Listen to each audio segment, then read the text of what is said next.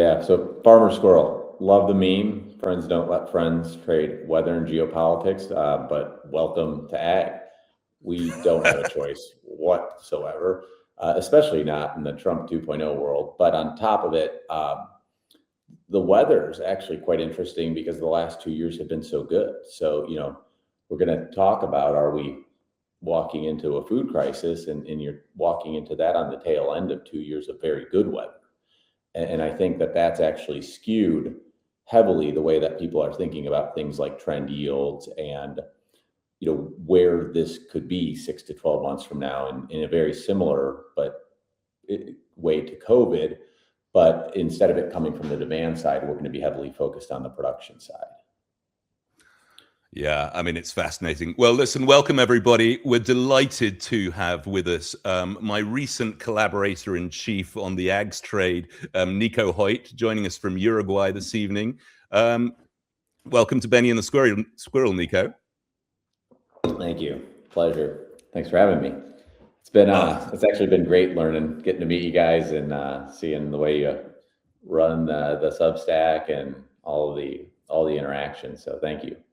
Well, it's been an absolute pleasure for me, and I jokingly refer to myself as Farmer Squirrel. I've cracked all those jokes before, so I'm not going to repeat them. But I really feel like ag is somewhere where you need a real Sherpa, and I think what you really want to avoid is the FERPs. Now, tell me who FERPs are.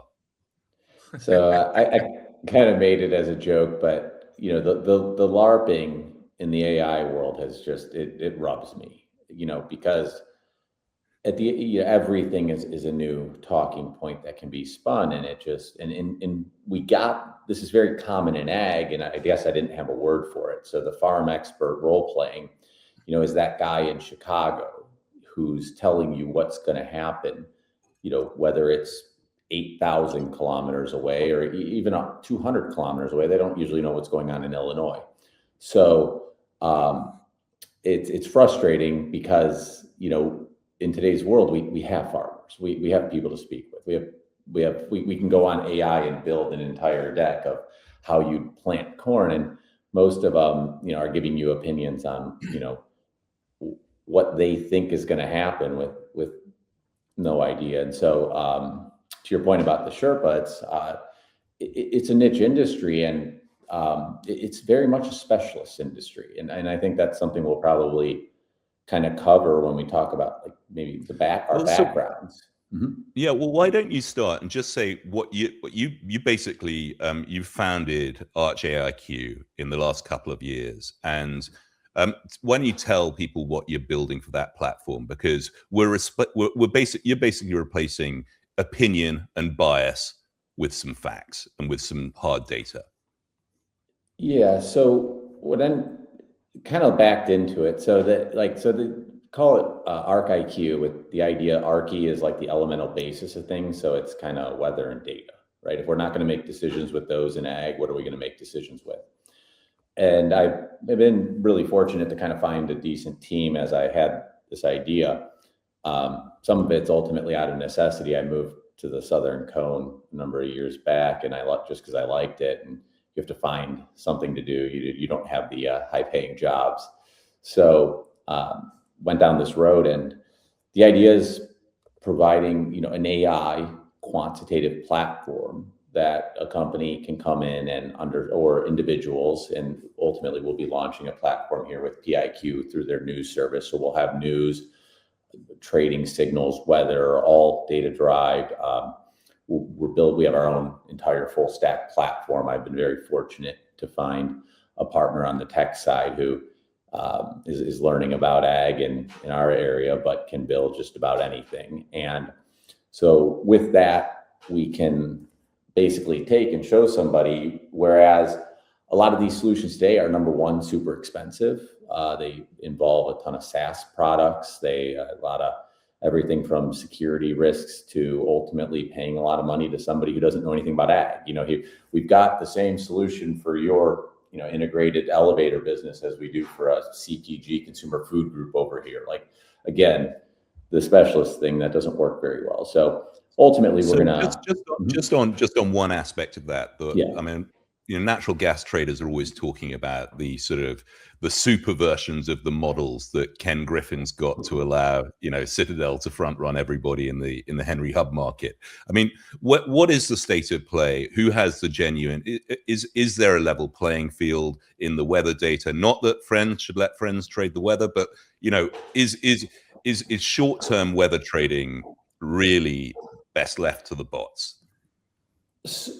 Yeah, so most people just don't work with the data, right? So in ag, everyone still subscribes to their weather service for the last 30 years. We'll end up touching on some of these weather events. The way people remember them isn't really what happened. It's usually the price action. Today, we've got 6 models that run daily, from ensembles to new AI models. They come out every 4 hours. The AIs are actually the fastest. Citadel's running an Arctic DB platform with, of Linux Rust. It's super fast. They know immediately. They're actually running AI that's essentially predicting the AI forecast. And so they're going to beat you like on speed. But the thing about weather is that weather's different than natural gas is a little bit like pricing an equity option versus an ag option. Natural gas, they know exactly what that demand load is from, the alternatives, how much will be at peak, and then versus the temperature. In ag, the same way that you take an index option and you say that component can price perfectly to the other 99 in the index. Whereas with ag, like a soybean option is never going to price perfectly to anything because it's got the idiosyncratic nature of weather, unknown demand, the next USDA report. So, and not least the economics of the individual farmer, right? They've got an income statement and balance sheet to run on the farm, and ultimately, this is something that Hari Krishnan talks about a lot, which is that there are, the commercials in ags are a series of individuals that are just trying to keep their individuals that are just trying to keep their farms solvent. So they're always going to do arguably potentially uncommercial things in the hedging markets, right? Because it's suited to their own situation. And your perfect example is today. How many farmers are going to make decisions based on direct payments expected based on the current trade war, the below cost of production economics? If they make that decision and they don't plant it, they're not eligible for payments later. So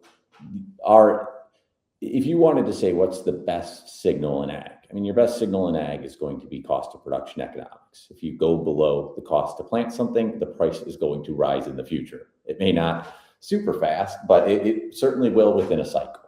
So, you get long when things are below the cost to plant them.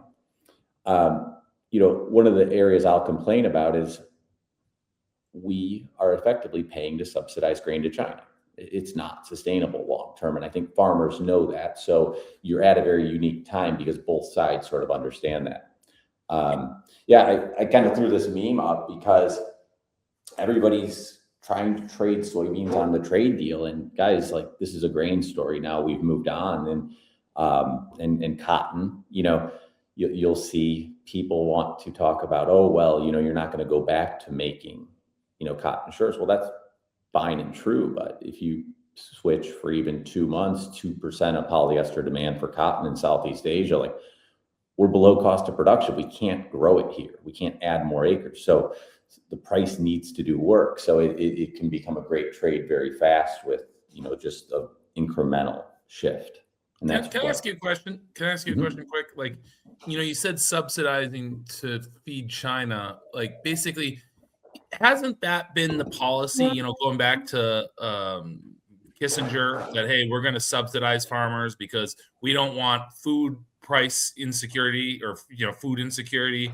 And so that's why we have ethanol, which is one of the dumbest ideas of all time, for example. So, okay. Don't put Nico in an awkward spot. He can't talk. He can't trash talk biofuels.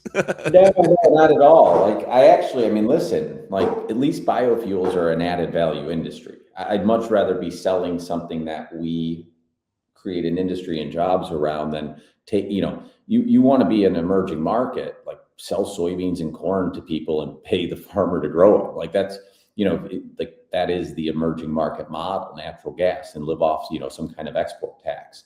But, what's frustrating right now is the U.S. built the most efficient system in the world, the waterways, the storage.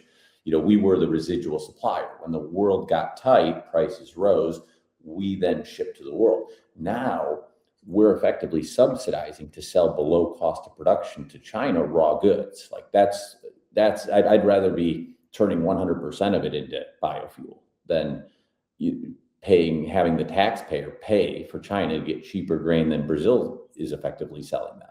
Like that's the worst of all worlds. Okay, so that's a good segue. You've got strong views on this. One of the big arguments that the bears always have in the grains market is that Brazil's going to have a jumbo crop, and it doesn't matter what farmers are saying in Illinois. It is, the price is set by the Brazilian, crop that year. And I think you've got a differentiated view here, or people are slowly coming around to your view. Yeah. So guys, South America doesn't have the type of backstop we do. So when prices get low, which they haven't been up until here this last 6 months, and what's really changed in Brazil is this real, how strong it is. And most people aren't really aware, but that the election problems and the country risk exploding in Argentina was right around planting last fall. So the farmer in Argentina isn't in great shape either, and hasn't been for a while. So what's going on here is like Raison went bankrupt. I brought up BioSeries, a neat, innovative little wheat company in Argentina went bankrupt. These companies will go under. They just don't have the backstop like the U.S.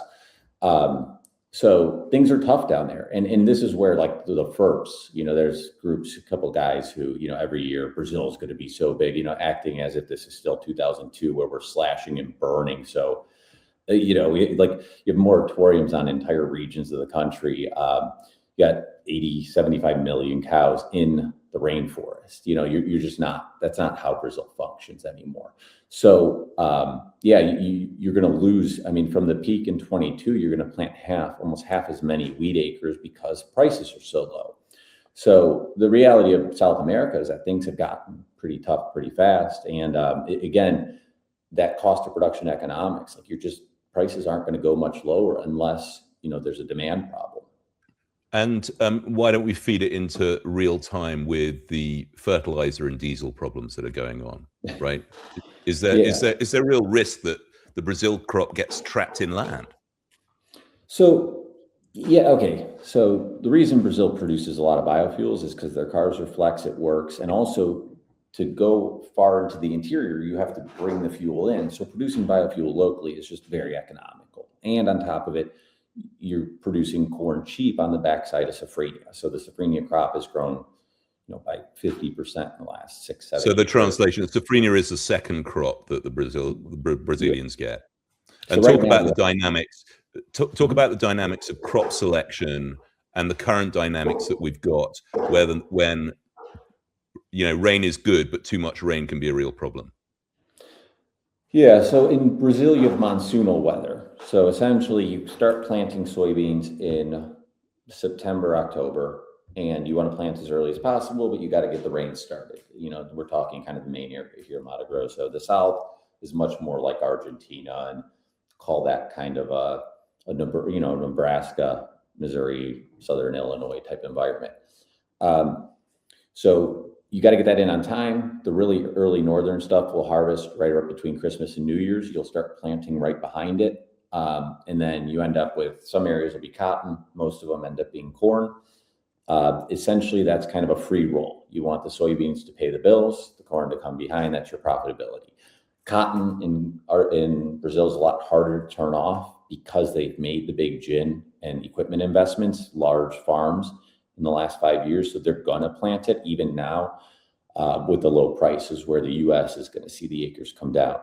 So, and then at that point, you basically need enough rain to grow the crop, and you kind of need the rain to stop enough to harvest, plant right behind it. You want the rains to extend into that April, May window. And then that's usually when they start seasonally turning off.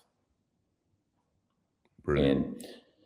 And so where you're at right now is you're behind this year because you've had a lot of rain in the north. The Northeast started, but you haven't had a great season the way these guys project. Goyas, some of the eastern center west areas were really dry to start and just didn't get a great start.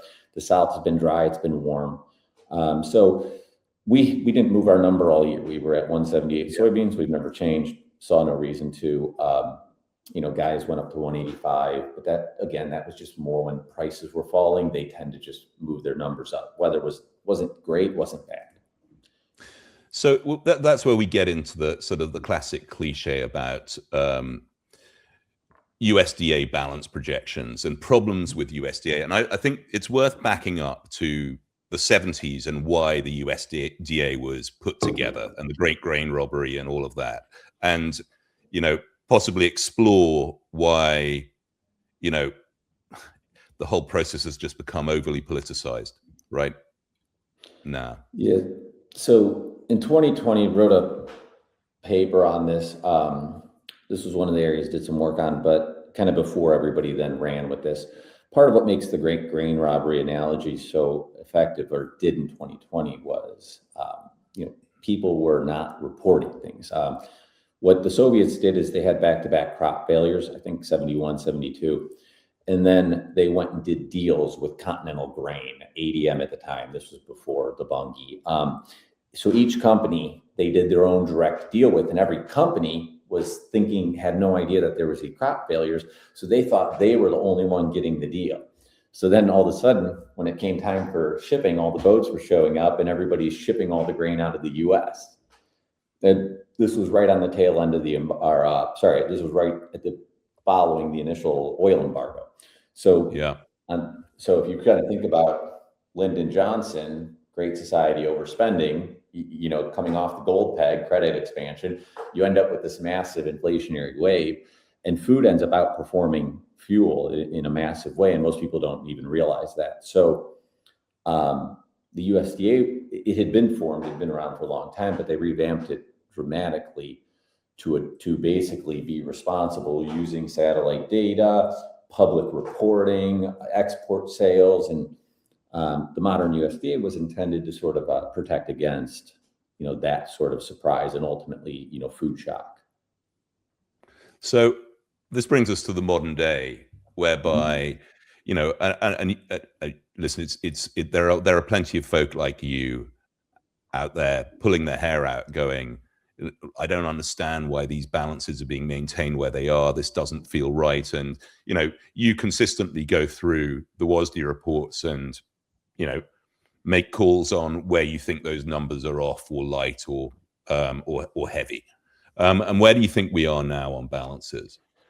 So, I think the one thing you have to remember is that when you get into these ABCDs, these trade houses, you have good research departments. I think people generally do good work. I think the traders set the tone. When they're bearish and they say we have a lot of stuff, the research guy can say we think there's a production problem, but ultimately, so when the trade all talks to each other, it's a very small network. They tend to all be bearish. They're a herd. Most people are specialists. We don't have enough soybean demand. Very rarely are they sort of putting together the bigger picture. Going back to some of these fuel problems and just the overall planting issues, you've got, I think, a confluence of three major factors. One is you have less transparency today than you did even 2-3 years ago. Russia's in a war. They're dealing with inflation. They're dealing with funding problems. Trump declared trade war on China. They are sharing nothing. They've actually merged their two state-owned enterprises into one company, and the most likely reason is coordination of buying and effect. That's COFCO. COFCO and Single Grain are now COFCO. And then you've got now our USDA, which I think food is probably the single most political item. Affordability certainly is, and I'd be shocked if they weren't taking that into account. So the three of the largest consumers and producers in the world, not to mention, I think have an incentive to repeat what the others say and take them at their word, especially when saying, if you said no, Beijing, we don't agree with you, and it made them look bad on the trade deal, I don't think they could come out and say that anymore. So I think you're in this spot where there's no transparency, minimal. It's a state secret. It's a national security interest.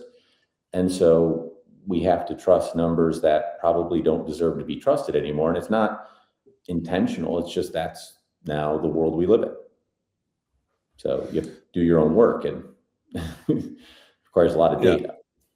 I mean, can I ask you a question on that?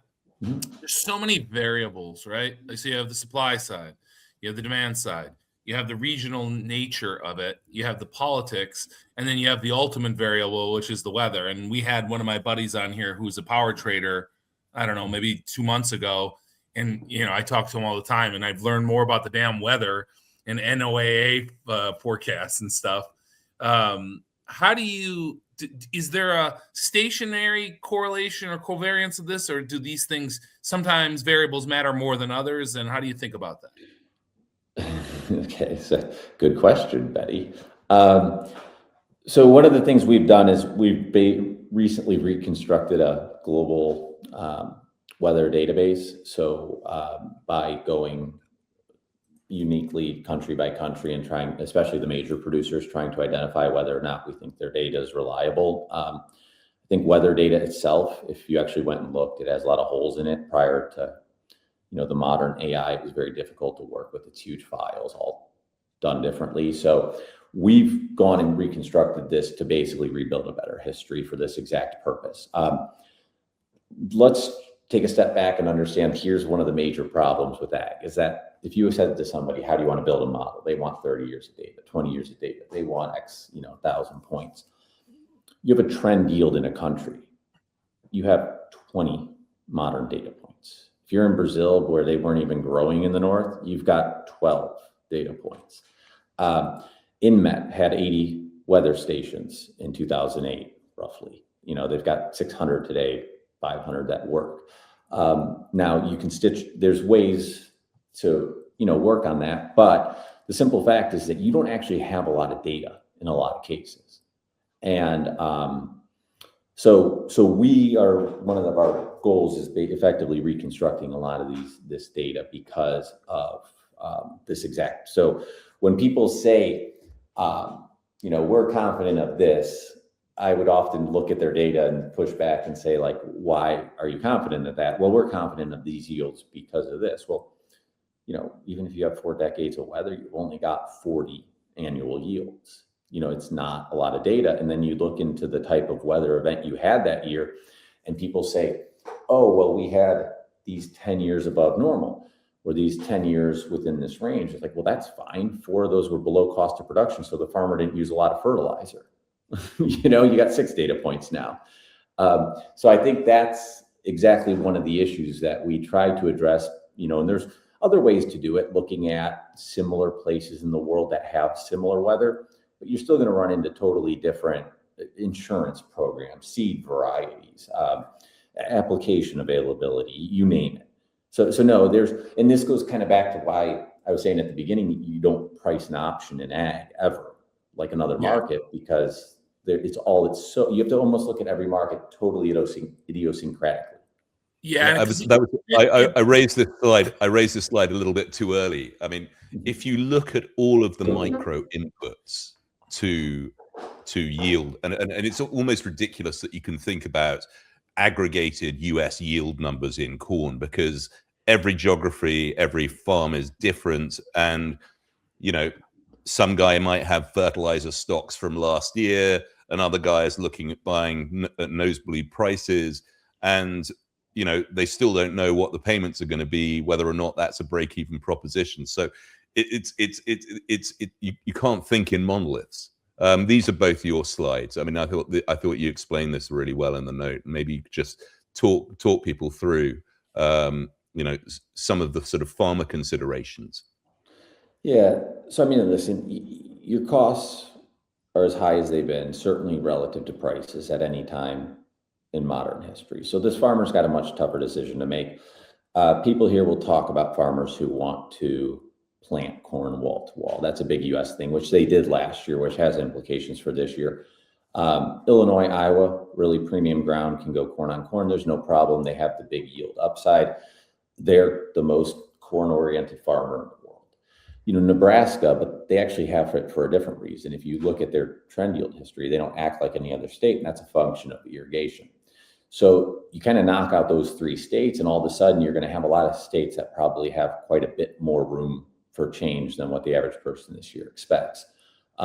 Northern explain that you're talking about crop rotation decisions. So yeah, just going corn on corn again. If you have less inputs or that much more expensive, that yield can actually quickly, it can fall drastically, right? Like without a lot of inputs, you're talking about 30, 40, 50%. And be careful, because this is where I'll risk becoming a FERP. Like the farmers who do this are really good at this. But when you only have so much, nitrogen or urea available, or you have to pay that much more, it starts functioning a lot more like Latin America, where the amount of money you're willing to spend is a complete reflection of the economics. So because you don't have that insurance backstop, so what you do if corn prices are really high is you go out and buy a lot more fertilizer, but if they're low, you use a lot less because you're paying your rent with a percentage of that crop.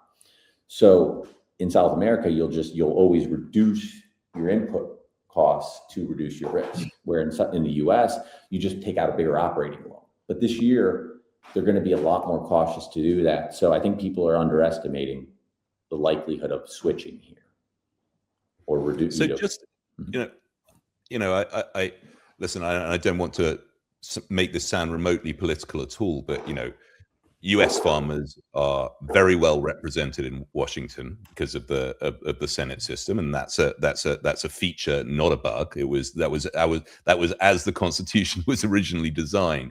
But the reason that they take out these operating loans is that traditionally there'll be farm payments that make them whole, or is that just oversimplistic? I think it's oversimplistic. That's been a much more recent phenomenon. That's really since Trump, because of the disaster payments of what essentially was trade wars and then pandemic, and then they kept compounding and we couldn't get farm bills passed. So that's, I think, a little more recent. But yeah, it's definitely become, again, like every industry, free money. And you'll hear me when I write, I say, like, I think the only way farmers are really going to improve their plight, because I don't think there's any mechanism for the US to lower prices. If you actually look, every time that they've solved the problem since this trade war started, whether it was the eggs, the beef, the coffee, it was eliminating tariffs and getting more imports. So we're not producing more stuff because the economics don't work. So either prices have to go a lot higher, which the admin doesn't want, or we have to kind of import more stuff to bridge the gap. So there is a hugely political element to this, in the sense that I don't think there's any practical way to address affordability when it comes to food. And now you've done this with energy. So I think you're in a really tough spot from that perspective. And the difference now is that banks are actually stepping in and saying, like, you're below loan values in cotton. They're stepping in and saying, like, we're not going to lend to you to plant cotton. Now that's new. We think you should plant something else to get your loan, or you need to put up collateral. Now these guys are actually pledging, land. And so, no, there's definitely like behavioral changes underway this year. And keep in mind, like, one thing too, when we talk about this, and this is the part I think has been like grossly misunderstood, and I think people will start waking up to, you go on X or you go to these newsletters, anything with ag, and everybody's bearish because USDA says there's 2 billion bushels. You have these states in the world. You go into northern India, like Madhya Pradesh, Punjab, Gujarat, Maharashtra, Uttar Pradesh. You grow some of the most concentrated ag in the world of rice, sugar, wheat, all nitrogen intensive. You're talking about, if these are the conversations we're having in the US, can you imagine the situation in these massive production places that, each guy requires, goes out and makes sure he gets his barrel, his jug of fuel, his jug of input. So I think this has been kind of the US, because it's political, this becomes a big talking point. We focus a lot on it. But to me, what's going to happen in the next 6 months is people are going to look out in the world and realize balance sheets are shifting far more drastically. Can I ask you a question as like a guy who's a risk taker and portfolio manager and trader? When you just a general, like what is this things you look for an explosive setup? Like a year ago or 2 years ago, we had that cocoa move, right? And I wrote a note about that on Twitter as an outsider, just looking at the forward curve, looking how it had evolved over time. And again, all I knew was, oh, you can't bring tree-based things on, whatever. But like, what is it you look for a convex trade in this that can give you a cocoa style move or whatever? It can be anything. I'm trying to generalize this. Yeah. No, I mean, so like I think in ags you have the right setup, and I just don't think people have realized that yet. And in that setup, the big wild card is always if the investors get interested, right? Even in the cocoa, you did get some people, but your point about getting rid of the ETF right before, that was probably a major sign. And most people would say, oh, the long's out of the market, it's not bullish. No, the biggest long getting out of the market probably is the most bullish signal. Yeah. But I think like every commodity has its like dream scenario, $10 corn, $20 beans, that $10,000 cocoa, 60-cent sugar, something it's hit before, something traders always. It's like, what does it take to do that? Obviously, like a macro tailwind of fiscal, is just lovely, right? Because and especially in today's world where you've inflated the equity markets, the credit availability to such a degree that if everybody went out and bought one contract, you would drive the price of everything, up 3 times. Well, and to your point, and this is why I've fed in this your recent note on, you need to identify, do we have a physical problem or a paper problem? And I think this is critical. And I think you think, as I share the view that we are, entering into a physical shortage problem here, which is always the more dynamic move. So like the way we think about it, the way we do a lot of like quantitative modeling is essentially, and you kind of talked about it, like there's 4 steps, or there's 3 parts where the commodity tries to make sure it doesn't break, right? So when you start talking about these historic moves, you start talking about trying to break a commodity, because it's anchored by its own economics, its relationships, its substitutability, all of these things. So when cocoa goes to that price level, it essentially tells people don't eat chocolate, or it tells people go pillage your neighbor and steal all their cocoa. You start doing things that change the entire function of that. The price curve doesn't work anymore. So, you start with kind of the curve. The curve's always the truth, one price relation to the next. And then you have this flat price volatility. And then you get into where these historic moves, when markets get inverted and things trade the way they haven't before. And so you kind of ask, like, what's the recipe for that? You want the buyer to be hand to mouth. That's kind of the first step. You want people to need to go chase higher prices. You need them to have the capacity to do that. If we're in the middle of a recession and people can't get financing, it's very hard to go pay a new high for something. So the world right now isn't in a decent growth spot, I would say, overall, up until this kind of recent shock. But the financial community wanting to own inflation hedges could offset a lot of that. Still more of a paper thing. So you get the hand-to-mouth buyer. You need the surprise aspect. The USDA being asleep on this, China and Russia potentially lying, is a huge kicker to getting a major surprise. And then ultimately, with ag, you're really not going to get it without weather. So you need to see kind of, a surprise. And weather be the one where, I think the greatest risk is underpriced, in the sense that we're going to cut safrinha here pretty drastically. So our total corn, we were kind of 128, 126, and we'll cut down to 115 this weekend, call it. So, it's a massive cut. And it's just, they're too far behind. Seven or so states are already outside the planting window. You just got pockets that aren't doing great. And listen, I don't care if the bean crop is 178, 179, 176, 182. It's not going to feel that big. You're not going to move this stuff to port quickly. The problem with the fuel shortage is why the prices are jumping intraday the way they are, is that you can't go harvest if you're planting behind it and not have the fuel to then roll your planters right behind. So, and it's been raining still. So like when you come in and get it, you got to go right. So these guys can't run out of fuel. So they have to keep raising prices to ensure that they have it so the big players can keep moving. But it's just going to continue to slow everything down. So then you're looking at the US, you've got an El Nino on the horizon, which should be good for the US, by the way. But what's very interesting is you've got this kind of dry Southwest setup, which, and a lot of the areas just historically fairly dry right now. These recent rains have been helpful. Where that El Nino is you need to watch is Southeast Asia, South Asia, Australia.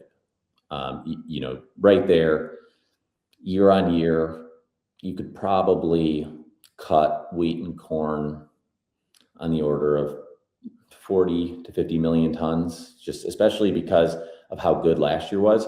In Indonesia, palm in particular, which just recap it, El Nino characteristics for that part of the world, because not everyone's going to follow this. Super dry. Super dry. Yeah, I mean, it's just, yeah. It's funny you say that, because the power trader Tom that was on our show also talked to me about El Ninos and La Ninas all the time.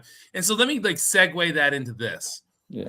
This is why tourists like me and Rupert should never mess around with trading commodities, because you got guys like you and Tom who just know all these details and the weather. And so when you hear the people who are listening to the show, it's intimidating. You're like, I know all these regions. I know exactly where it's at. I got this data. So how do you then translate that to how do you get average guys to play the game? You know what I mean? Because they hear you talk or they hear Tom talk, and Tom literally ended the show saying, I'd like new players in. Come on. So maybe just something to our listeners. He said specifically, I'd like new counterparties, which was much more ominous. I think it's a little different with the power guys. You can the ability to sort of price those markets to perfection, versus the uncertainty of ag. I put up a chart this morning just to remind people why the average ag trader is so inherently bearish, which is essentially showing where the curve lives over time. So we don't just take the carry. We do a little bit of math around it, but probably 60% of the time in something like wheat, you're going to end up more than 50% a full carry. So the first thing I think most people should realize is that routinely being in commodities is not a good idea. I've seen, these index guys, that are selling you WEAT, telling you, or some of my favorite, this is the commodity index versus the S&P. This is not a buy and hold trade, guys. No, it just isn't. It should be a 3 to 8 month trade unless we have consecutive weather problems. So if you're not willing to go short, there's no reason. These guys who are selling you on 3% of your portfolio in ags, absolutely not. You should be, if you're not short them, don't be in them. So I think to your point, Benny, people get so complacent that these opportunities today present themselves. Nobody was bearish 2 months ago. On the day after the USDA, January 13th, we came out and said buy, because these guys all said, the USDA said there's even more, let's sell it again. And you need those events. Those are the ones where you get a lot of people trapped. And then, we've now for 2 years had, every time there's been close to a problem, we've had good weather. Last July, we put out a buy around July 20th, and market rallied until August 22nd. By August 28th, we put out just a huge sell everything. That 6 weeks from the middle of July to the end of August was probably the best 6 weeks of weather in my career.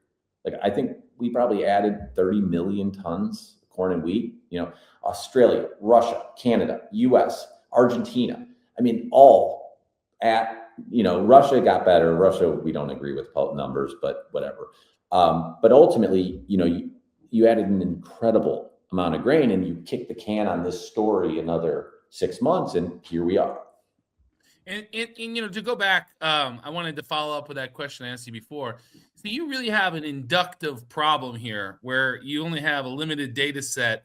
And when I think about weather over the long run, right? Like we had ice ages and all these things, the natural weather state of the world changes. So you have this like hidden, what Popper would call is like you have over certainty based on a limited data sample. Is that somewhat accurate? Absolutely. And keep in mind, most of the guys, like think about it this way too, right? The amount of people in the physical market is very static. It's exactly like your friend in power, the same people trading with the same people. The open interest is a function of, farmers on one side, occasional managed money, but that day-to-day volume trading is heavily influenced by systematic, algorithmic approaches that they don't have a clue and don't care what makes corn grow. So you've got so your volume is not the guy. It's going who's down, taking, so I'm short it, right? It's as simple as that. Exactly. So as this thing goes down over time, it's going to exacerbate the moves, and it should. I mean, even funny stuff like when you go through 8 years of zero interest rates, you forget what like carries look like if you had a real rate. Like guys will suddenly. I do know. I remember those days. Yes. Yeah. And so what the irony of it is that we have the tendency to get way overly complacent, but then the guy that's caught short or wants to be bearish, like 90% of the guys who are above a certain age have no idea what an algorithm's doing anyways, because that's not their business. That's not who's on the other side of them. That's just this volume that exacerbates these moves. And some of these strategies, I mean, they're not going to be around. There is clearly, you can see there's a Trump headline strategy. Like, he says the word soybean and they go up. Like, it's got very little to do. It's not going to be here in 3 years. Like, we know this. So, and I think a lot of people struggle with that, and they say, oh, look, the guy bought it on soybeans, we should definitely sell it. And it's like, well, what if, soybeans need to be higher priced, and that was just a catalyst to start it? And then we need a catalyst, because at the end of the day, everybody just wants to sit. And so, I read this one paper by this guy from Yale that was just like, there wasn't any real long-term returns to commodities. And you had the negative carry from futures. I used to date the heiress of Cargill, and she told me once that, that they made money on shipping, not on actual commodity trading, with the exception of, a trade here and there. So what is the actual business? Is like, you're getting data selling. That's a good business. But there's a few good traders, just like hedge funds. But I'm just thinking about it, other than the actual, hey, I'm going to get you food or you need energy. But it's from the speculative standpoint, what's the sustainable business model on it? Yeah. I mean, if I could go back in time, ag tech's the worst decision ever. And I say that jokingly, but I think there is a very unique opportunity because it's so difficult. Even some of these groups who have had products be successful, I'm not going to name them, are essentially ADM, Bunge, Andersons, funded because they need them to trade on their grain. Anybody who's come in and said, I'm going to disrupt this business, Farmer, FBN, Indigo, the amount of capital that is just gone. And because at the end of the day, it's still that relationship with that farmer. One of our pitches as we kind of roll this working with companies is, you hire McKinsey to come in and help you with your AI. The first thing they're going to tell you is, look, you have 40% savings. You laid off all these people. I don't think a lot of these companies are probably that efficient with their data and their decision-making in 2026. I was at these companies when we adopted the first limb machine and started, looking at how to trade a spread via data. And I had the first Bloomberg at Bunge. I sat with Tiago when he was building out their ag section, and I said, I want that. Oh, let's build it. And I think we're in that phase now where we can show you people how to use data better, how to have an underlying quant framework to think about their human decisions, how to control how the intelligence of an LLM applies specifically to these things, the things you do well. how are you going to use data to trade this fertilizer shortage when we've never had one before? Like, you should go ask Claude. Like, but so it sounds like, I'm involved with an AI company, and we had him on our show also, and we were talking about this idea of using it and how it improves things. But like, it sounds to me like there's a huge opportunity for the actual data sets, like whatever data set in your space is literally sounds like a fantastic business, because now that the output layer and the analyze layer has been absolutely collapsed, that data is going to be easier to analyze, but you need to still pay and have access to that data. It's not like Yahoo Finance or something, right? It's not scraped from the internet. All of these guys that reinvented Bloomberg, right? This stuff doesn't. I'm gonna let me vibe code here. No, absolutely.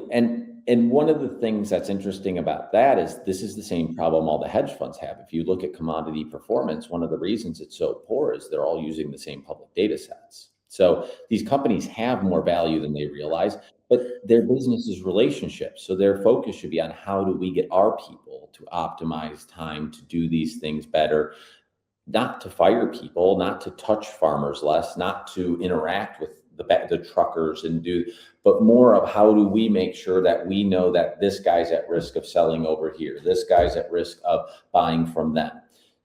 What they should be doing is really focusing on what we did well, what we didn't do well, what we're actually confident around. One of your biggest challenges is that it's kind of where I started at the beginning is like, I don't know if I'm like what I would call myself in the industry, maybe a bit of a kind of broad, like a strategist maybe, but I've done different things. Most people that work in soybean processing or corn buying, or they've done that their whole career. They know that market better than anyone else in the world. And so, then they move up and they manage a trading desk, but they don't know anything about technology or about some of these other things. And, even these head traders, like they've never really been on a farm. Like when they're telling you all these things confidently, like they have no idea what the farmer's doing. And to your point about that state's different than that one. So I think this is an opportunity to get in front of them, like to your point, the data, but then also how to use it better, how to know if they're optimizing anything. Could you like have something where you're like, hey, let's have everyone who's in the ecosystem locally, so it's all big graph, and each node participates where, hey, you have some incentive to give us the data, and then, you have a little bit of the ups, and then we're getting like not one USDA, but it's all fed up by guys who are filtered, right? So it can't just be Twitter, anons, but it's like real people who then feed into the graph. Like, would something like that work? If I answered that yes, every cash trader would be like, yes, that guy has no idea what he's talking about, because everyone's knee-jerk reaction is going to be like, there's no way we're sharing any data. Yeah. I mean, that's just a big point. part of it. And to be honest, it's one of the reasons like the apps didn't take off in ag is you had no like reselling data value, because the companies, you were never going to let anybody who touched a farmer, like if the same app had two companies on it, you were never going to let that company monetize the data, because you own that farmer relationship and you own that farmer relationship. So the data is going to be incredibly walled off either way. So that gives opportunities for players, basically. Like, hey, everyone's greedy. They want to have their data. You get your little like edge on some market or some area, and then you monetize it more or less. But they're not greedy. It's smart. They know what that farmer's done whatever. for 30 years. I used the wrong adjective. But I mean, like that's like so if you'll notice, I'm like in this next comment note I have coming out on we're not writing another note on fertilizer, but it's sort of these downstream impacts. One of the things about being a generalist is I've managed large integrated feed. I've traded commodity. I've been in every type of facility. I can name, right now 6, 7 feed ingredients, processing, stuff that goes into processing. Like one I'll speak freely about, like, methylone or methanol. Guys, like you're not going to make biodiesel without it. Like one of the ironies of a shortage of this in Southeast Asia would be B40 in Indonesia, which, we could put more veg oil into the world, but then you have El Nino coming. there's a whole bunch of disruption that could be coming on the back of this. There's a lot of these things that like these, people need to start thinking about that, because people sort of operate in their function only, like you're not going to get a lot of that ahead of time, I don't think. And, I don't think most people have any clue about like the modern miracle that is confined feeding, how many animals we produce in a very small place and how big we make them to keep prices somewhat under control. So no company should, want to share or have any interest but this goes back to where farmers, you want to talk about a political agenda farmers should have. The monopolization of these businesses is, and they just keep allowing it. We're going to have 2 railroads in America. You want less money for your grain? Have no competitive bid on freight. Yeah. Fertilizer, seeds, you name it. So, essentially you have 1 and 2 companies that only serve the farmer anyway. So all of this data has been aggregated under the hood of one entity that, if as they use it better and better, it's going to give them a lot more pricing power over time. So I'm going to switch gears slightly, Nico, and because I think we need to, after the piece that we put out on over the last weekend, I've literally just been inundated with, isn't there just an easy way to play this, etc. Shouldn't I just buy the DBA? What's going on? And I think we should do a little bit of a public service announcement around the topic of broad-based commodity investing. Now, I wrote a piece in January of last year, which I'm going to put a free version of it in the show notes. Commodities are not sardines. Trading. The only reason broad-based commodity ETFs exist is because large investment banks wanted to productize commodity markets with structured products and futures contracts, 25 years ago in the sort of post-dot-com China explosion. Essentially, you have got to be specific in the contract. So I wanted to lead you into that because I know you've written about this topic as well.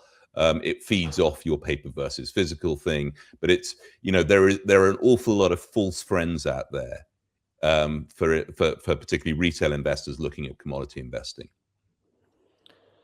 Yeah, and I want to be really clear. Like, one thing about being commodity people is we tend to be very not great on the financial side.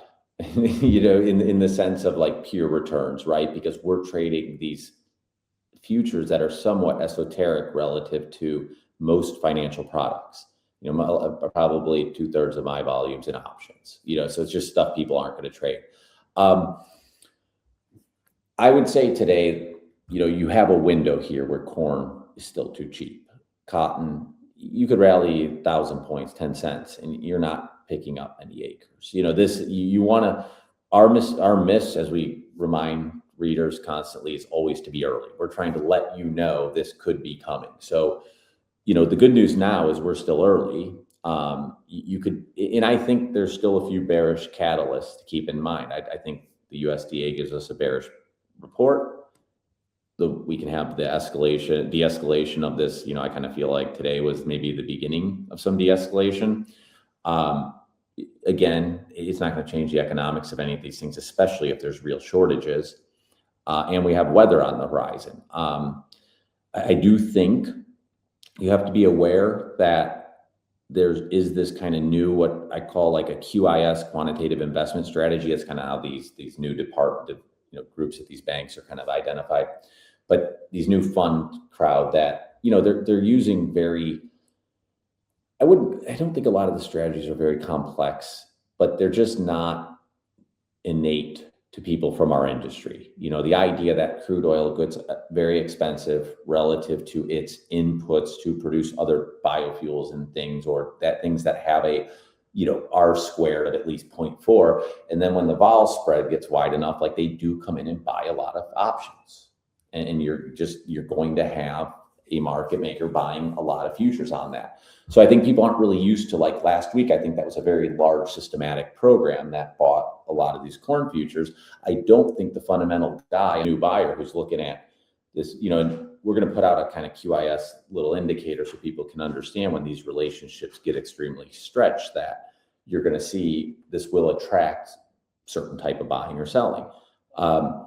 So I think you have to understand that like it's very idiosyncratic relative to any other market. But I think you're early enough where buying tags, DBA, wheat, corn, if you want more of the geopolitical, you can be in wheat.